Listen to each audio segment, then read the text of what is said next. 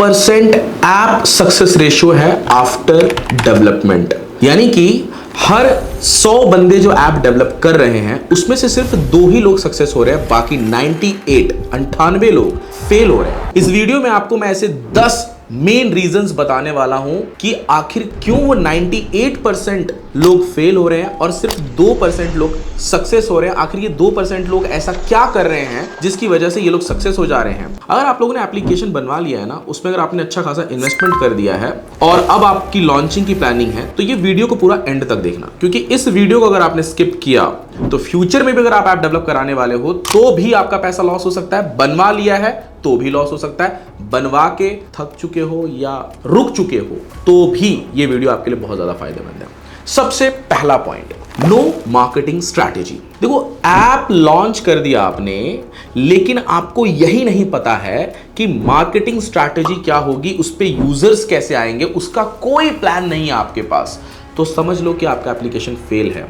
बिना marketing strategy के कोई एप्लीकेशन सक्सेस होता ही नहीं है। अब फिर वो फ्री मार्केटिंग हो, पेड मार्केटिंग हो, बट मार्केटिंग जरूर होनी चाहिए। मार्केटिंग के बहुत सारे तरीके होते हैं। अगर मैं फ्री की बात करूं तो आप अपने एप्लीकेशन का एएसओ ठीक कीजिए, माउथ प्रमोशन ज्यादा होना चाहिए, सर्विस इतनी अच्छी दीजिए, पर प्रमोशन कहीं ना कहीं दिखना चाहिए। प्रमोशन में आप कैशबैक, ऑफर्स, बहुत सारी चीजें दे सकते हो। आज गूगल पे इतना बड़ा प्लेटफॉर्म है, कौन यूज नहीं करता इंडिया में। इंडिया के बाहर बहुत लोग यूज करते हैं। फिर भी आज गूगल पे में जब आप कुछ पेमेंट करते हो, रिचार्ज करते हो, स्क्रैच कार्ड मिलता है। क्या कर रहा है वो? कुछ ना कुछ तो कर रहा है, रेवेन्यू भी कर रहा है, पर प्रमोशन भी कर रहा है। आज भी गूगल पे के ऐड आपको देखने को मिलते हैं। बिना मार्केटिंग स्ट्रैटेजी के कोई एप्लीकेशन सक्सेस होता ही नहीं है।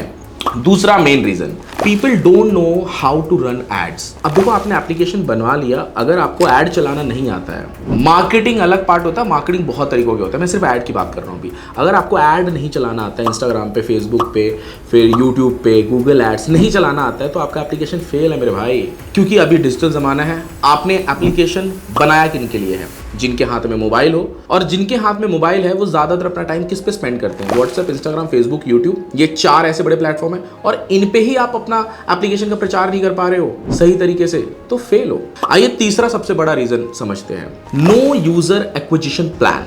भाई देखो, सिर्फ ऐप बनाना अगर आपका गोल है तो आप एक एक्सपेंसिव सॉफ्टवेयर बना रहे हो, ठीक है। आपको आपके यूजर एक्विजिशन का अगर आपके पास प्लान नहीं है ना, कि मान के चलो कि मेरा एक यूजर आ रहा है 100 रुपीज में आ रहा है, या 1000 में आ रहा है, या 10,000 में एक यूजर आ रहा है आपके पास, तो उस यूजर से कैसे रेवेन्यू करना है आपको, अगर ये प्लान आपके पास नहीं है तो आपका एप्लीकेशन फेल है। आप प्रमोशन कर लोगे, बट प्रमोशन में पर यूजर एक्विजिशन कॉस्ट कितना आ रहा है आपका, यही अगर आपको नहीं पता, ये प्लान नहीं है आपके पास, तो आपका एप्लीकेशन फेल है। क्योंकि उसके बाद आपका रेवेन्यू, मोनेटाइजेशन मॉडल, ये सब आप प्लान ही नहीं कर पाओगे ना, क्योंकि यूजर एक्विजिशन प्लान ही नहीं है आपके पास।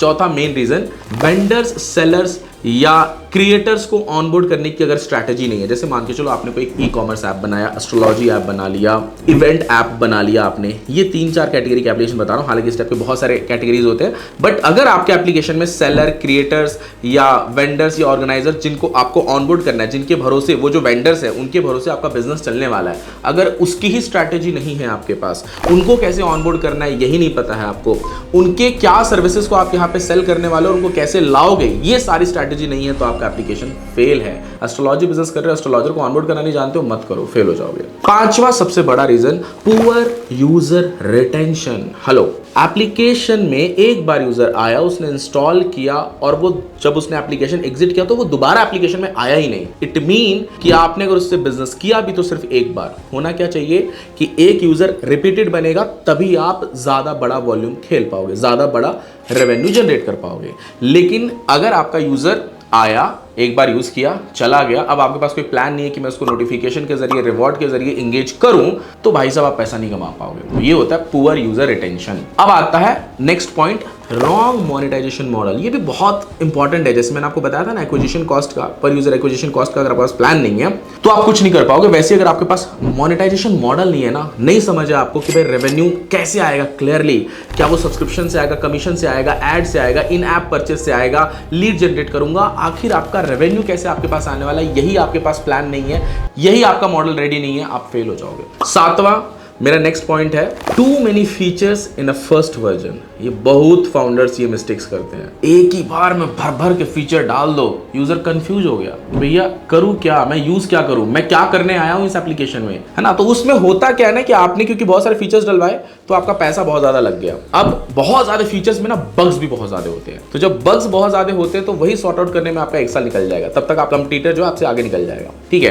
तो कभी भी बहुत सारे फीचर्स के साथ नहीं उतरना है। एमवीपी बनाओ, स्ट्रॉन्ग एंड स्मार्टेस्ट एमवीपी के साथ लॉन्च करो अपने एप्लीकेशन को, यूजर को आने तो पीछे डेवलपमेंट चालू रखे रहो, तब एप्लीकेशन सक्सेस होता है। नेक्स्ट मेरा पॉइंट है नो एनालिटिक्स और डेटा ट्रैकिंग। हेलो, देखो क्या है ना, जब आप कैंपेन रन करते हो ना, तो कैंपेन रन करने के बाद समझो आपने 50,000 का कैंपेन रन किया, 500 या 5,000 लोगों ने आपका ऐप इंस्टॉल किया, लेकिन वो 5,000 लोग आपके एप्लीकेशन में आके क्या किया, आपके एप्लीकेशन को ओपन करके रखे, किसी बटन पे क्लिक किया, कुछ परचेस किया। ये डेटा ट्रैकिंग अगर आपके पास नहीं है तो फिर आप उन्हीं यूजर्स को दोबारा अपना प्रोडक्ट नहीं बेच पाओगे, इसलिए भी बहुत एप्लीकेशन फेल हो जाते हैं। अब नेक्स्ट मेरा पॉइंट है पुअर यूजर एक्सपीरियंस। ये बहुत इंपॉर्टेंट पॉइंट है। देखो क्या है ना, टेक का जमाना है और लोगों को जो चीज भाती है ना वही चीज पे वो टिके रहते हैं।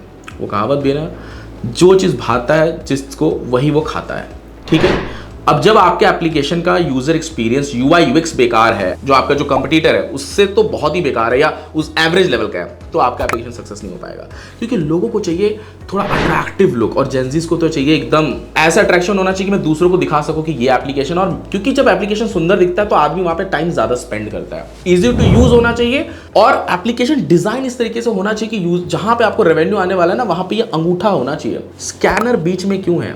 फोन पे, गूगल पे में जब भी आप देखोगे ना तो वो स्कैनर बीच में क्यों होता है? या फिर यूट्यूब पे प्लस वाला जो वीडियो अपलोड करने का सेक्शन रहता है वो नीचे क्यों रहता है? इंस्टाग्राम में नीचे ही प्रोफाइल का सेक्शन और प्लस रील अपलोड करने का ऑप्शन नीचे क्यों रहता है?